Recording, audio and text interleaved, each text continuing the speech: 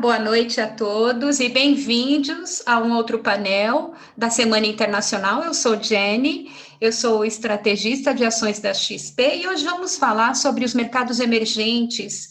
Temos dois convidados aqui para compartilhar suas perspectivas sobre oportunidades e riscos para investir. Antes de apresentar os palestrantes, eu queria lembrá-los que esse é o nosso segundo dia de evento, então, quem perdeu os painéis de ontem estão disponíveis no website, no YouTube também, e além disso, para quem quiser assistir em português ou em inglês, tem as duas plataformas, você escolhe a sua opção.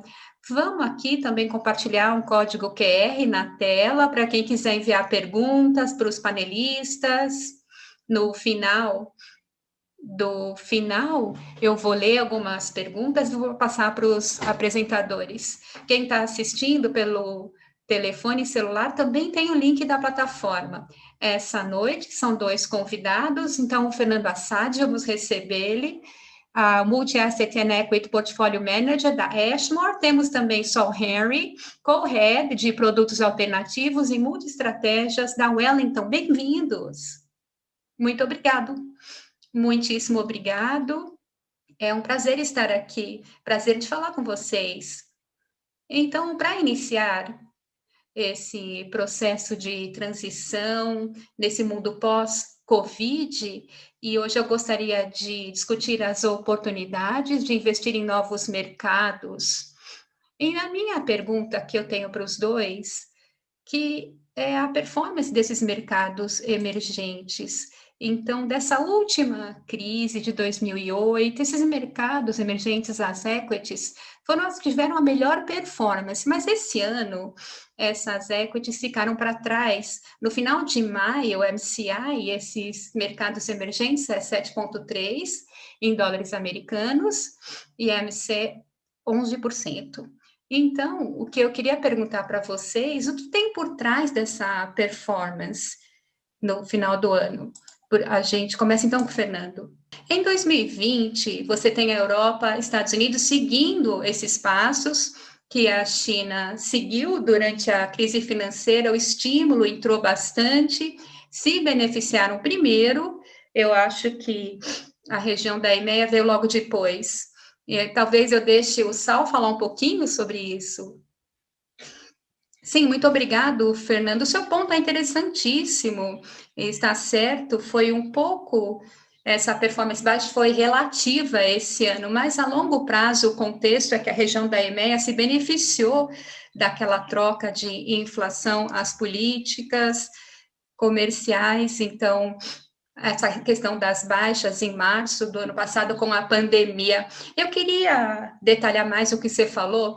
Tem outras duas coisas que acontecem esse ano, que vão adicionar também as preocupações na região da EMEA. Uma é o que vemos, a questão da vacina, que passou pelo mercado desenvolvido, nem todos, né? E vemos, então, tempos difíceis, pensando nos cenários que você vê na Índia, esse ano ainda, e também no ano também. Vemos também a estabilização chegando, e também são sinais pequenos que os mercados desenvolvidos estão passando por essa pandemia até certo ponto, mas é um processo muito longo nesses mercados emergentes. E o segundo ponto também, que é do nosso foco, que diz respeito ao lado regulatório, especialmente na China, que houve várias situações onde o governo chinês se envolveu mais na questão regulatória. Vimos isso no setor financeiro, como empresas como a iFinancial, em Singapura, recentemente, o setor educacional também na China, e isso aumentou a regulação como uma outra questão que traz uma pressão e preocupação também nesse mercado. Mudando para a política agora, eu queria falar um pouco sobre o calendário político que temos acontecendo. A gente teve um fim de semana grande para a política na América Latina, Peru com a eleição presidencial no domingo, o México, a gente tem a eleição de 2022 para o Brasil. E quando eu fiz a pesquisa nos Estados Unidos, antes de entrar na XP, eu trabalhei na JP Morgan, a gente fala também sobre política lá, e falavam que para investimentos, o que importa não é a política, mas as políticas públicas, que é muito mais difícil de mudar nos Estados Unidos. Mas não parece que seja o caso para mercados emergentes, não. A política é muito mais importante para os mercados quando você fala dos mercados emergentes. Como que isso afeta os investidores nos mercados emergentes? Qual que é a abordagem para investir nessa região? Sal. Sim, sim, eu vou entrar aí porque a minha resposta vai ser bem breve. Nós somos investidores do bottom-up, de baixo para cima. Eu acho que o jeito que a gente navega esses problemas macro, como a ideia do Fed mexer com as coisas e também com o ciclo político, na nossa opinião, é bem difícil de realmente ter uma boa vantagem em acessar os riscos sobre esses ciclos críticos. Eu acho que se você pensar para a eleição do Trump em 2016, Brexit, você pode fazer muita pesquisa e é muito difícil de você prever o resultado, até quando é bem óbvio onde a resposta vai ir, e aí quando a resposta é bem óbvia, o mercado é bem efetivo de determinar preços. Como você disse, ser mais os regulamentos do que a política em si, a gente sempre vê os regulamentos antes, tenta focar nisso, essas tendências de políticas públicas seculares, como o movimento para veículos elétricos, energias renováveis, e na saúde também a gente tenta se posicionar mais nessas tendências seculares a longo prazo do que tentar acessar um ciclo político a curto prazo. Outras pessoas talvez façam isso melhor. Eu vou passar para o Fernando para ele dar a perspectiva dele, mas a gente precisa expressar que é muito difícil de ter um investidor que tem sempre uma vantagem em tentar realmente navegar esses ciclos públicos bem efetivamente. Em geral, o que nós vemos é um período do mercado crescendo, aí você tem as políticas, você tem a política, aí o evento vem perto do radar, mais ou menos 6 meses antes, o que aconteceu na última eleição do México, a última eleição brasileira também, e aí as pessoas, de repente, fazem uma super reação. Os experts, através da lente macro ou micro, eles tentam entender qual que é o quadro de referência das políticas, o que pode mudar ou não. E aí a gente vai para os tempos de eleição e com esses riscos. Se a gente pensa sobre o ano passado, e só o exemplo do maior mercado emergente que realmente emergiu, que foi os Estados Unidos, no último novembro, esse medo de que tudo era possível em relação com as eleições, e o que a gente viu até agora foi esse risco saindo e sendo colhido por investidores que botaram capital anteriormente para equities globais e equities dos Estados Unidos. Lá eles têm uma política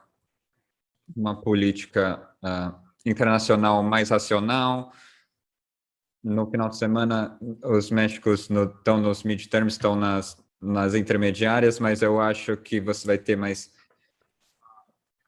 um resultado mais checado, mais alinhado, provavelmente um realinhamento dos mexicanos com as conexões construtivas que eles têm com os Estados Unidos.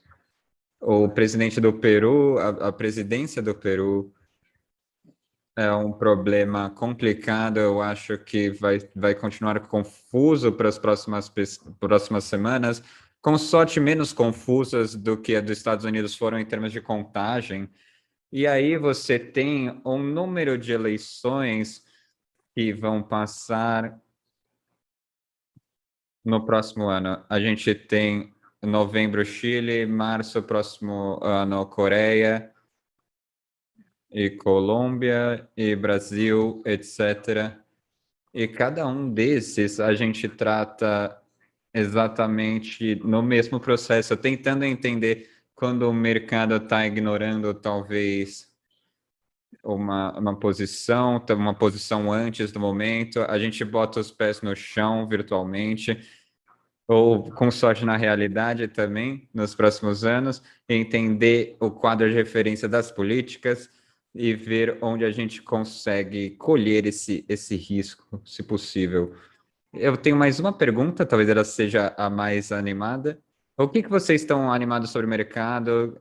Quais são os temas que vocês mais gostam de investir, olhando para o longo prazo? Ah, sim, com certeza. Deixa eu entrar aqui na conversa. Eu acho que a gente tocou em alguns já. A gente falou sobre veículos elétricos, a gente falou sobre o movimento para as renováveis, a gente falou sobre a ideia de inclusão financeira, se movendo para pagamentos mobile e pagamentos digitais no geral. Eu acho que a chave de tudo isso, eles não são partes grandes das metas. As metas o benchmark do mercado emergente, ele reflete o país. Conforme a gente vai para frente, são temas que a gente vê que têm um potencial real de se tornar oportunidades. Tem outras áreas onde a gente está bem animado no momento, eu diria saúde. E, claro, a saúde hoje em mercados emergentes, na verdade, é um benchmark de mercado emergente. A saúde é mais ou menos 5%, na maioria dos desenvolvidos é 2 ou 3 vezes acima disso. Então, se a gente vê nos próximos 5 ou 10 anos, a gente vê que a saúde vai ter uma parte bem grande daqui e essa taxa de mercado vai crescer. A gente vê todas as tendências que estamos vendo sobre BioTech na China, tem muitas coisas acontecendo lá, todas as tendências em termos do aprendizado que está tendo sobre produção genérica e vacina. Se você pensar sobre todas as novas tecnologias em volta de medicina online, que foi usada em mercados envolvidos e fez os consumidores envolvidos voltar e ver as posições deles de novo, será que eles voltam no hospital? Mas toda essa tecnologia vai ter um impacto grande em dar serviços de saúde para pessoas em mercados emergentes. A gente acha que isso é incrivelmente grande, uma oportunidade grande. E outra área que eu também colocaria seria educação. Nós todos estamos vivendo pelo maior experimento social da nossa vida, com o movimento para online e tudo, mas em particularmente a educação online. E, de novo, eu acho que empresas envolvidas nisso fizeram grandes passos para frente em termos de como a tecnologia e aprendizado online e até, sabe, inteligência artificial e realidade virtual podem realmente entrar na sala de aula e entrar na experiência de aprendizado online. Então, de novo, essas são coisas que estão sendo testadas em mercados desenvolvidos, mas acho que os usos futuros vão estar muito mais em mercados emergentes. Eu acho que, falando um pouco do que a gente disse na última hora, a gente falou muito sobre o macro, muito sobre as políticas, sobre climáticos, mas eu acho que o nosso ponto de partida é que a gente quer ser investidores dramáticos a longo prazo. A gente pode ter realmente o luxo no mercado emergente da diversidade de 25, 27 países, quando você olha para o universo, o escopo maior, em termos de 25 grupos industriais diferentes, mais ou menos, tem sempre algo interessante quando falamos de capital também. E onde estamos mais construtivos é onde você tem esse realmente o alinhamento de um ambiente macro construtivo com uma figura micro também forte. Então você tem um macro fértil e um micro forte também. E é aí que a gente coloca o capital do cliente no momento As nossas visões mais construtivas são em semicondutores na Coreia e Taiwan, que a gente já discutiu um pouco, bancos na Coreia e na Índia também, nós ainda não vimos a reversão das provisões em relação à Covid e a gente vai ver um rebote da atividade econômica que também vai trazer crescimento a longo prazo também. Algumas dessas histórias, particularmente de sustentabilidade, na área de sustentabilidade, de criar um mundo mais verde, mais limpo, tem que passar a aumentar a intensidade do uso corporativo. Então, ainda estamos construtivos sobre, mas você ainda tem esses pequenos funcionamentos do ESG também, que devem estar se beneficiando 4 vezes a 5 vezes do aumento de intensidade corporativa nesse assunto. É o que a gente espera para o futuro. E, por último, mas não menos importante, acho que o mundo mais justo, sim, vai incluir alguns dos vencedores do mundo financeiro digital, que a gente sabe, que a XP sabe mais do que a maioria, sabe mais do que qualquer um. O que isso significa? Perfeito. Pessoal, estamos no final desse painel. Muito obrigado pelo tempo de vocês. Foi um prazer falar com vocês. E todo mundo, muito obrigado por passar um tempo assistindo a gente.